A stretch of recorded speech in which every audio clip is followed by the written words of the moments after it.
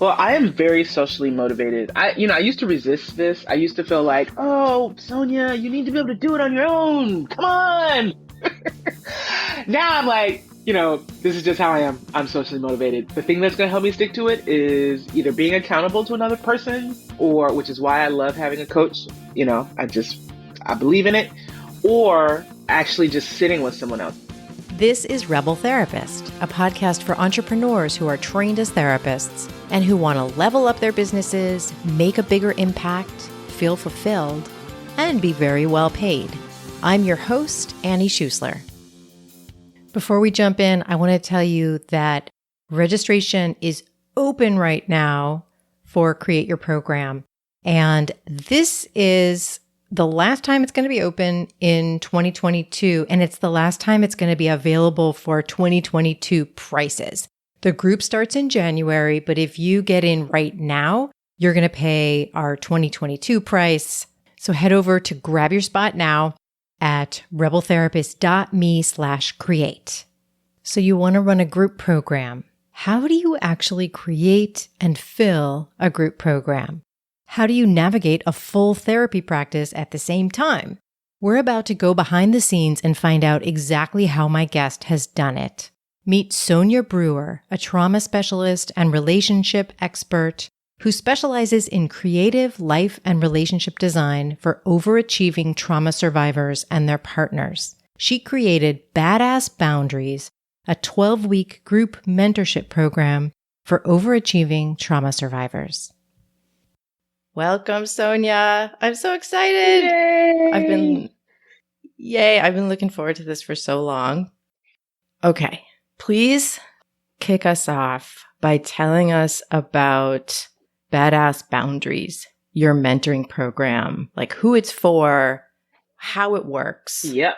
Well, yeah, Badass Boundaries is a group mentorship program for overachieving trauma survivors. And,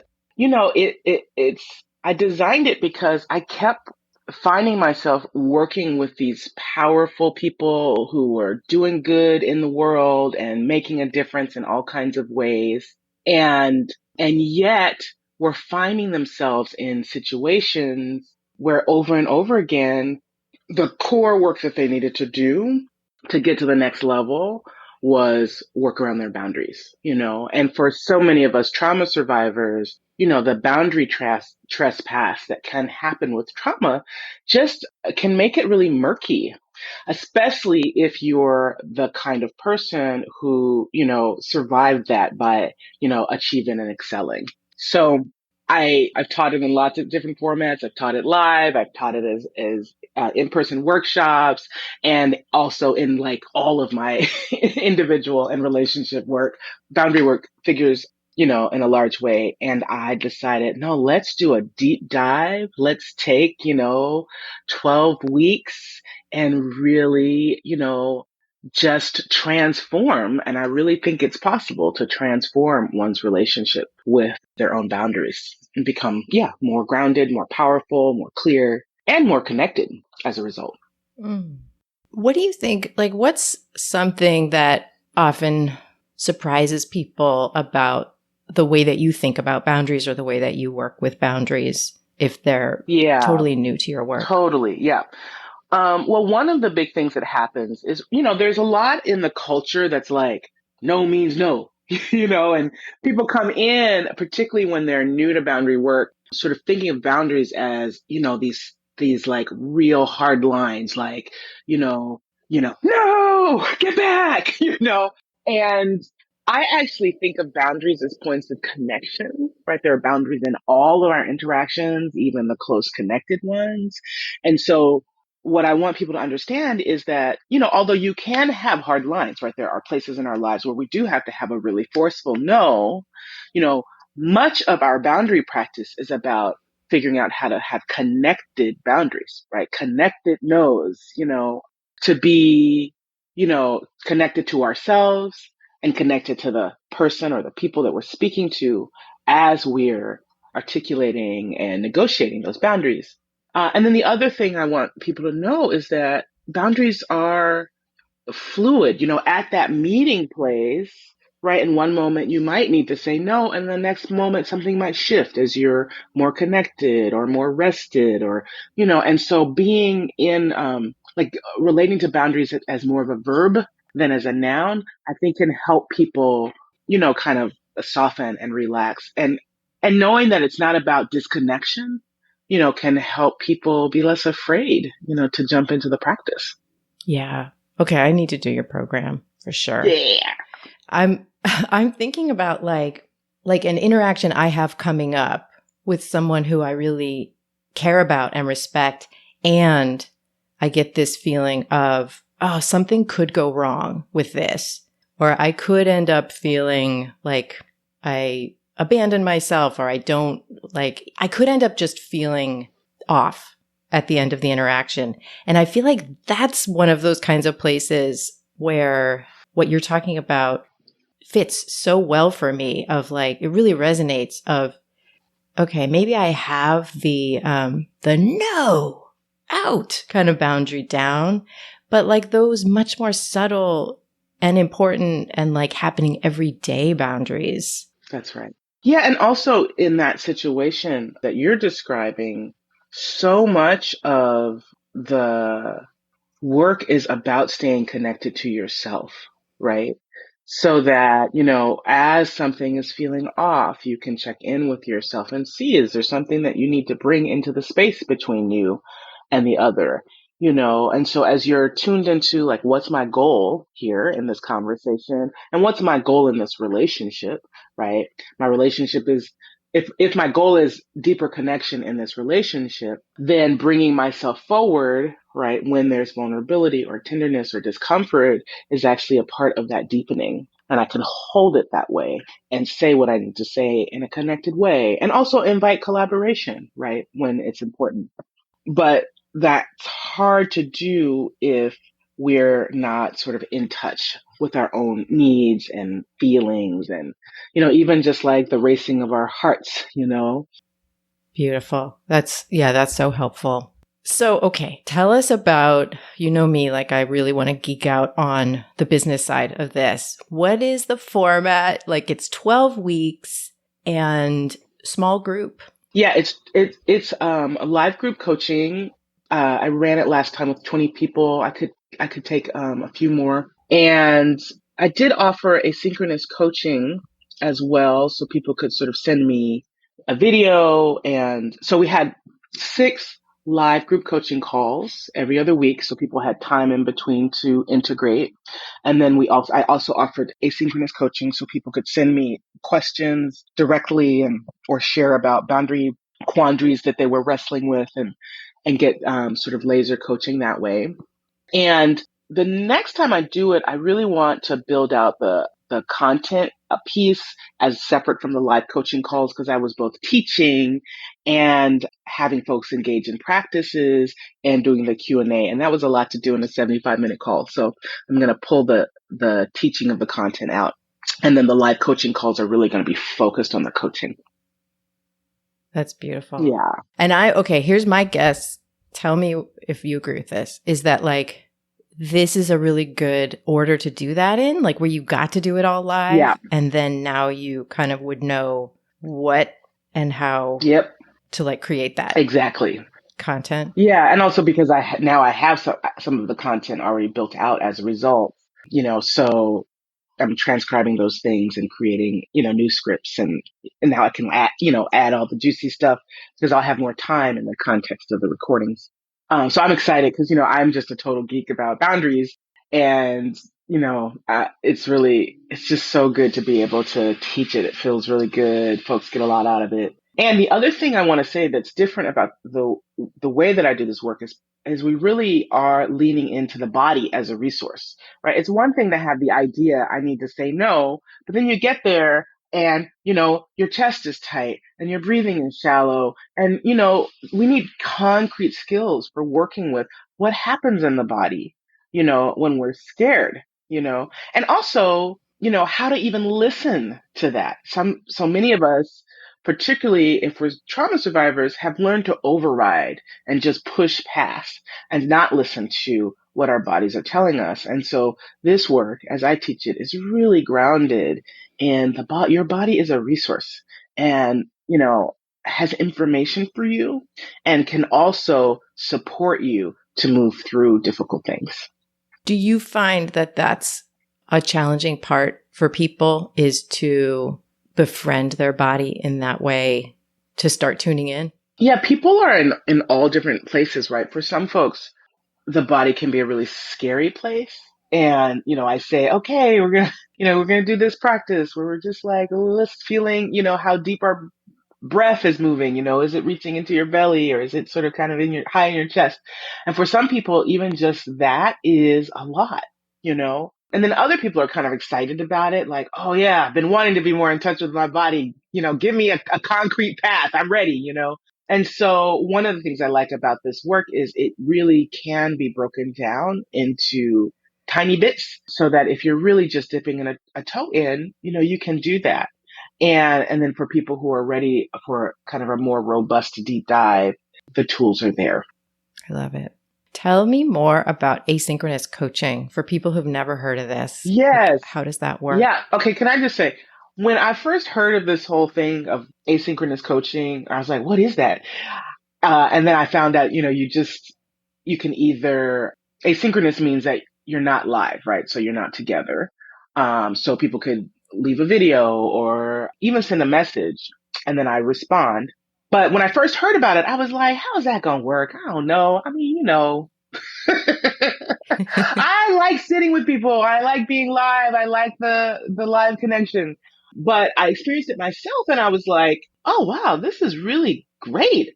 And I still, because when I experienced it personally was via video, I still felt connected. And so I decided to try that in my own program because I do really love connecting with people and it gives me a chance to, in small ways, like get to know who's in the program and what are they struggling with and get to offer some of that targeted coaching, but in a way that's a little bit more manageable in terms of scheduling because I'm not trying to coordinate schedules with people. And it's very rich. Someone leaves me a video. I use Loom and they leave up to a 4-minute video and then I respond. And in the last round of the program, I offered up to 3 times a week. Probably in this round, they'll be more like once a week, mostly because people didn't really use it 3 times a week. And it's surprising in that asynchronous format, how much information, right? Like even with short videos, how much information can get transmitted in that format. I really like it.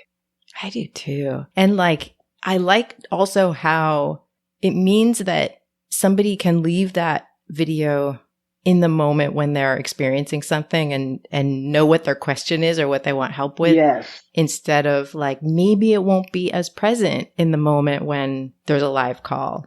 Yeah. Yeah. And also it just makes it possible for me to touch more people with this. I love teaching in the group because that's also a way to reach more people. But there's just something very sweet about those one-to-one connections. And I like that I get to have that in this work without having to take on a lot more therapy clients because I can't do that. But, I can have this little bit of contact that deepens and enriches the work in a way that's really manageable. Yeah. For people who are like, okay, I need to sign up, but where can they, I'll have it in the show notes. I'll mention it at the end, but where can people jump over now and take a look? Yeah, becomingunstoppable.net. And it's still, right now, it still says waiting list, but I will open registration in a few weeks. Beautiful. Okay. And this is going live in November. So whatever is going on, just get on that wait list or, stay connected. Yes. To Sonya. Stay connected. Stay connected to Sonya.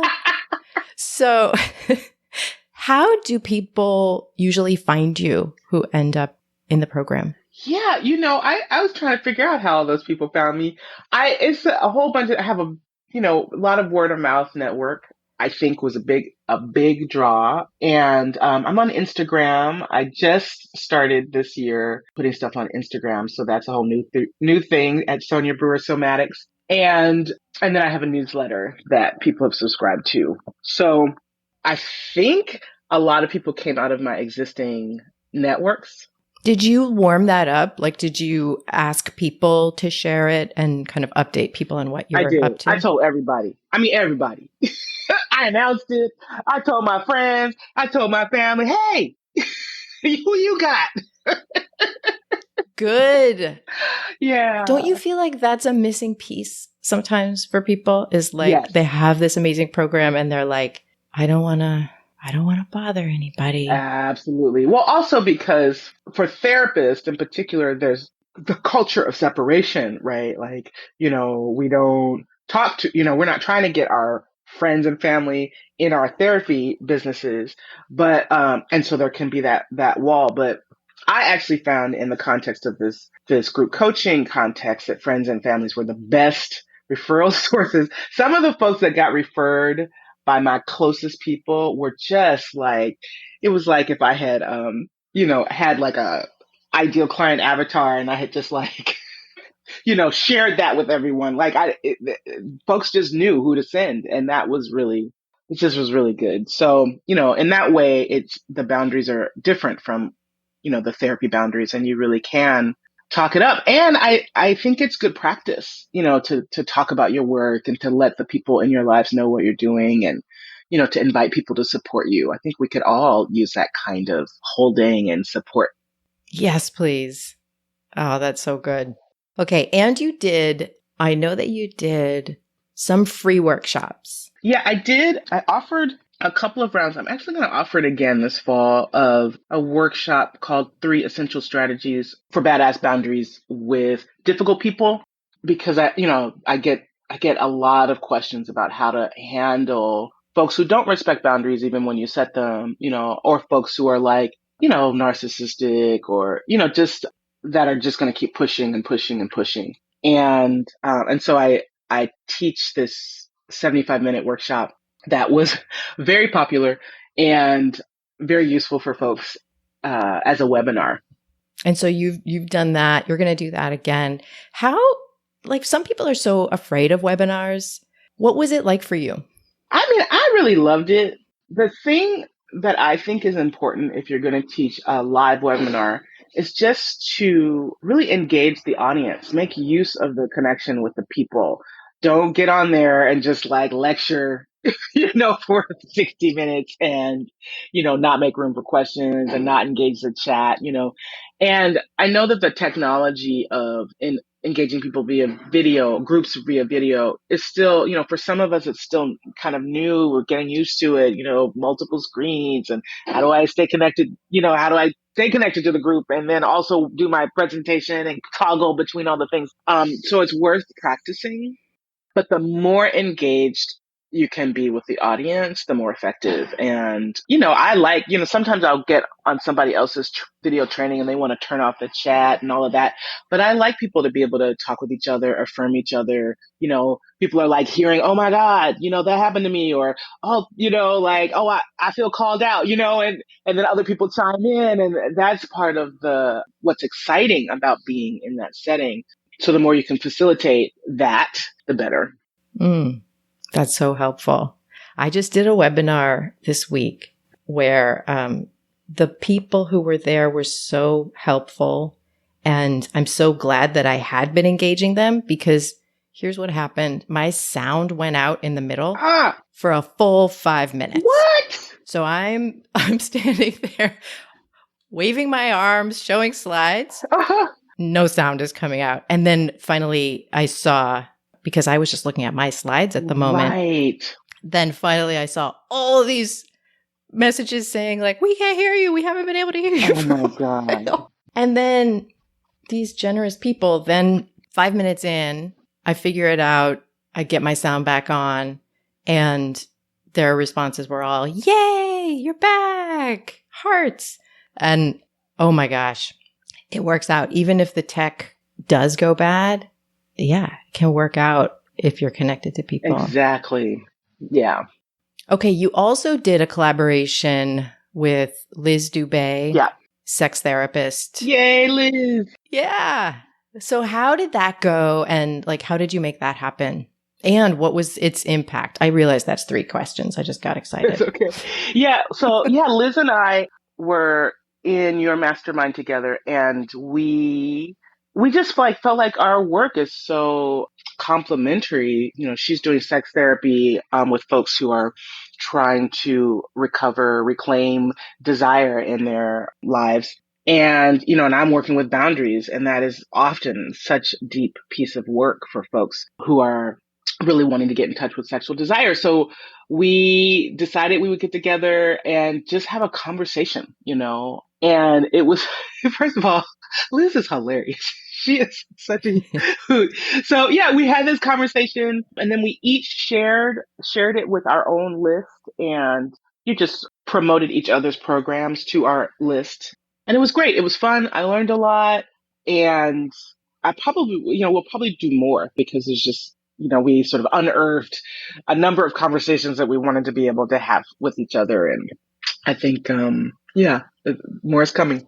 And did you both end up building your lists with that? Did you notice? Yeah, I didn't end up getting a ton more list signups.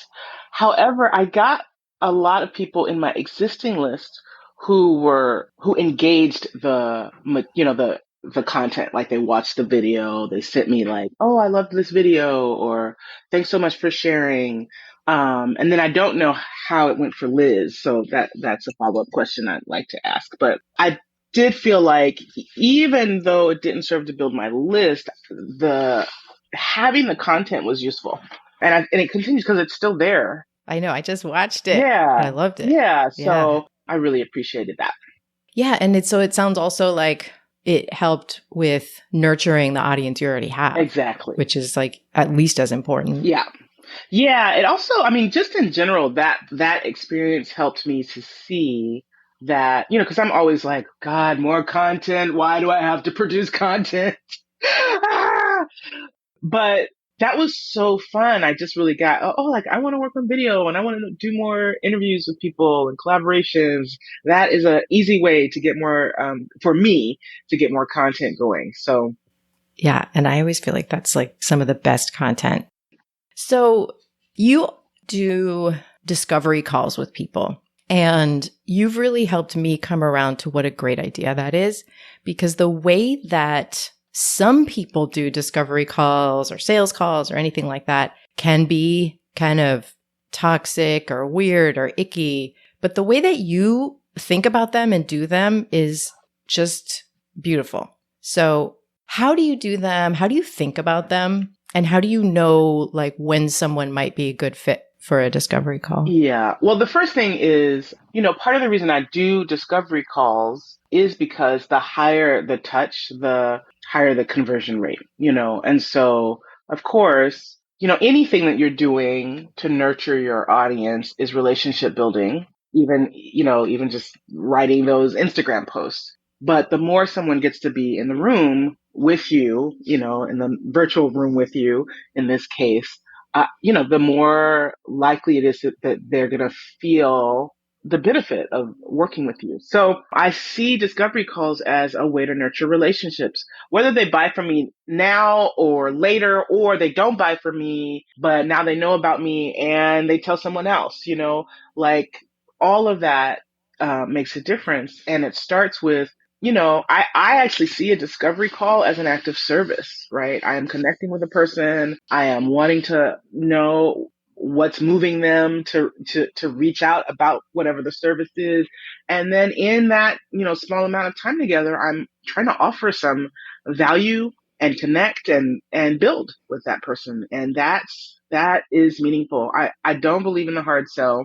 You know, I do believe in asking for the sale. I'm not saying, you know, you do have to ask, close mouth doesn't get fed. But I'm not disappointed or, you know, trying to like go in or convince them to mortgage their house, you know, or whatever these people are doing on that. It's like, you Yeah. know, I trust people. If they say no or they say they can't afford it, I honor that, you know. But I do think that it is the most, at least it has been for me, the most effective. And then, you know, for the online group coaching program, I'm not doing a ton of high level screening. You know, I'm not I'm not like going in and interviewing them like, a college application or anything, but I am just evaluating for, how do they do with groups and, what, is there any active mental health stuff going on that might make it difficult for them to participate, but for the most part, the way the group is structured leaves a lot of room for a lot of different kinds of people, to benefit with, and it's pretty contained the way the group work happens. So there's a lot of flexibility for who can be in the program. It's so interesting because like as a group facilitator, as a group mentor, like you have to figure out, there's so much figuring out of boundaries in that role of like, what are my boundaries going to be with this program? What are my boundaries going to be with the participants? I feel like it must be really interesting to run a program about boundaries and be navigating boundaries. Yes. Are there ever times where you end up like talking about that in the program? I haven't talked about it yet, but I definitely felt it in a real way, particularly in this last run as I was navigating, trying to get my content and the live somatic practice in the group and the coaching. I was like, this is a lot. I have overtaxed myself. Let me figure out, my own time boundaries and my own, just like my internal resources. Cause I still have a full private practice. And so there was definitely a lot to negotiate about that and sort of figuring out, how to hold my intention of, expanding my reach and offering the service to more people, but not, creating a whole nother, huge job for myself. So I learned a lot about that. Yeah. And I will do better next time. That totally makes sense. Yeah. So you have a full private practice. Holy shit. How? Like what? I know. What do you have a long-term plan of cutting back your private practice, or how do you kind of navigate that combination of both? Yeah. I'm so glad you're asking. Perfectly, right? Yeah. Well, I do. Perfectly like all of us. I do have a plan of cutting back my private practice. I would like to get there in the next really like 3 years or so to be at about half the level I am now. And right now I'm just sort of full speed ahead with both, which is why I ran into that resource problem last time, because I did not reduce at all my practice. So now going into this round, I'm making a small reduction. I have a few openings that have come available that I'm not filling so that I can have, and I'm trying to structure in my work on the program time so that that's actually built into my schedule in advance. And then I know I can count on those hours, which I just didn't do that before. It was sort of catch as catch can. And I mean, that was the biggest learning, is that in the same way that I schedule my clients, I really have to schedule my program time, obviously I scheduled the live time, but the work on the program time has to be like really built into my schedule in a clear way. We're going to get right back to this conversation. First, I want to invite you to join me for Create Your Program. This is an 8-week process to expand beyond private practice. You're going to go from having an idea or even a bunch of ideas to actually launching a pilot program. And that pilot program is the first step to creating a thriving business beyond private practice. This is a small group experience where you'll get a lot of brave work done in a supportive group of driven and open-hearted entrepreneurs like you. This is designed to have you launching a paid program at the end of our time together or soon after. People are usually surprised at how much support they get from me and from the structure of this experience. We've got a lawyer to answer your legal questions. We've got step-by-step instructions on how to set up a simple website for your new offer. And we've got a BIPOC business mentor running extra private events for BIPOC participants. And of course, there's so much more. There's really nothing else like this. CYP is for you if you're a therapist or a healer and you want to expand your business. Go to rebeltherapist.me/create to learn more and get your spot. Also, you should know that Sonya Brewer runs the private events just for BIPOC participants within CYP right now. All right, let's get back to Sonya. Yeah. That's really hard for me sometimes to stick to, the appointments I have with myself. Yes. What do you find works for you to keep at the times you're able to really keep those and honor those? Like, what works well for you? Well, I am very socially motivated. I used to resist this. I used to feel like, oh, Sonya, you need to be able to do it on your own. Come on.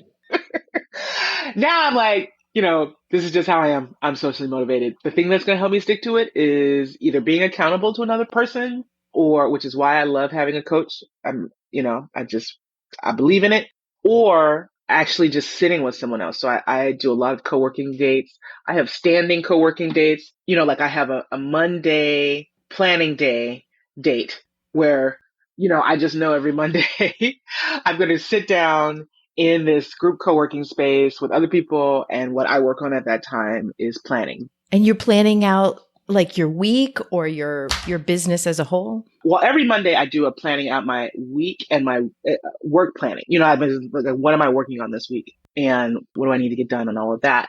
But I do also do both monthly and quarterly kind of let's look at the business sessions. And I'm really getting more into systems around, profit planning and thinking about, if I have this revenue goal, what does that look like? If I break it down, even down to the week, what do I need to be doing in order to meet that bigger goal?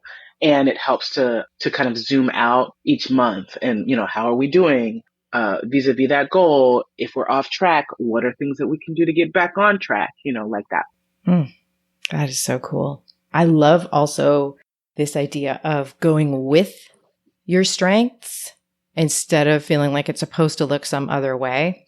That's so key. I feel like we could spend our whole lives kind of like waiting to be doing things the way someone said we were supposed to do them. Yeah, I'm so glad to be done with that because it's so much easier if I just like admit what's true about me. It's like and accept it and even celebrate it. Like it's actually, once I let go of the thing about being socially motivated, it's actually kind of cool that I'm that way. So, I've been embracing it more and more, and it's just a load off to not be trying to like meet somebody else's standard. Yes. Yeah. And I'm kind of jealous of it too. Like I think that's like, think about how, like you were just saying when you were sharing your program, like that, it sounds like it came relatively naturally to you to call people in and say like, here, this is what I've created. I'm so excited about it. Share it, bring me the right people. And I feel like that's all connected to, that it's also how you get stuff done. Right. Yeah, it's true. I haven't made that connection, but yeah, it is true. I do. Yeah. And as the hardcore introvert, I have to like lean into that introverted self and then find the energy for the like social connection. So I'm like, well, I think that's better, but okay. Yeah, totally. That makes total sense. Yeah. And also it's interesting because I am also an introvert, so I don't really understand myself in this way.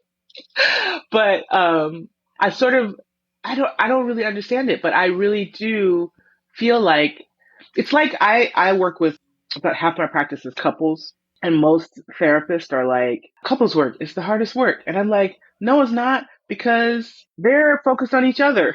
I'm just a facilitator in that work. Individual work, is like, it's a relationship with that person in a way, right? It's a therapeutic relationship, but it's a relationship, and it calls on me and my self in a bigger way. But there's something about the two people or more, because I do work with other kinds of family systems, that sort of takes me out of it. And I think that my social engagement is a little bit like that. It's like when I'm navigating those relationships, I'm not working as hard as I am in more of the kind of one-to-one, one-to-one. Like, yeah, would I love to be like writing in my cave?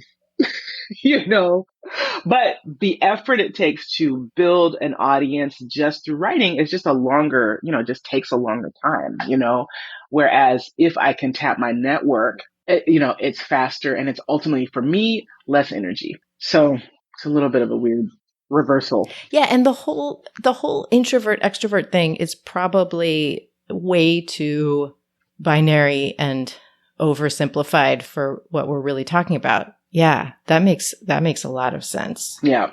I just think the way you think about business is so interesting, and I always learn something new.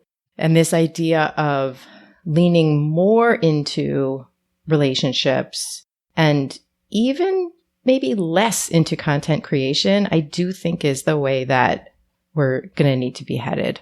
Yeah. Also because, I mean, I don't know about you, but I feel flooded with content, just what's coming in.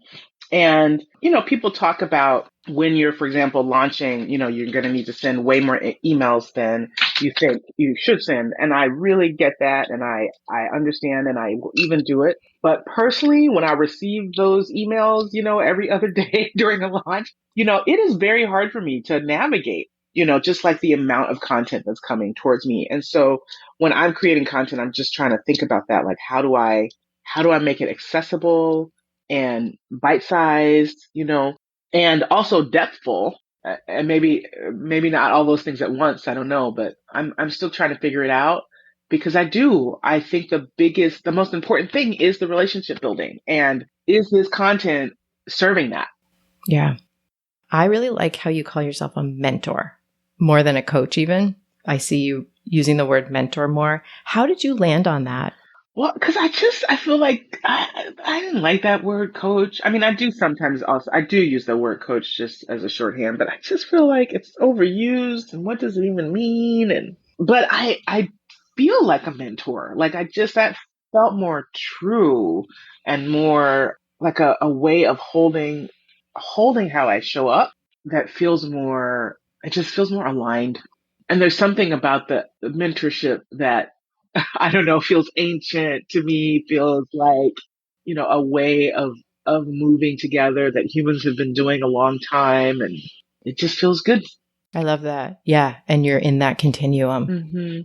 What would you say, and you may have already touched on it because we've been talking about how the time constraints are so hard, but what has been the hardest part so far about expanding your business beyond private practice? Yeah, time is the number one thing, I think.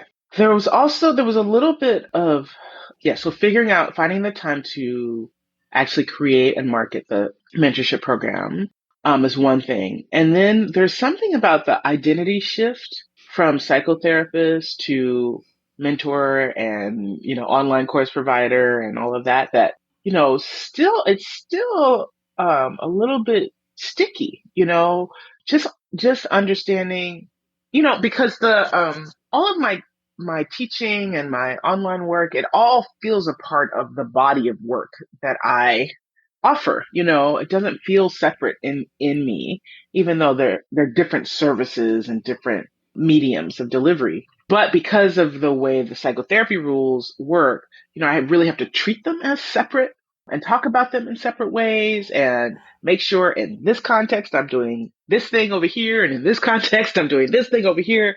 And that has been a little bit just anxiety provoking for me, because I really just want the work to get out there. I just want to be able to help people.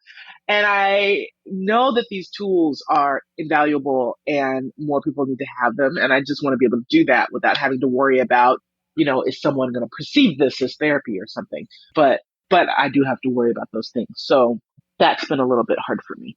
I had so much fun getting to hear all of this from you. Thank you so much. Yeah, thank you for inviting me. Really appreciate you, Annie. You can find out more about Sonya Brewer at becomingunstoppable.net.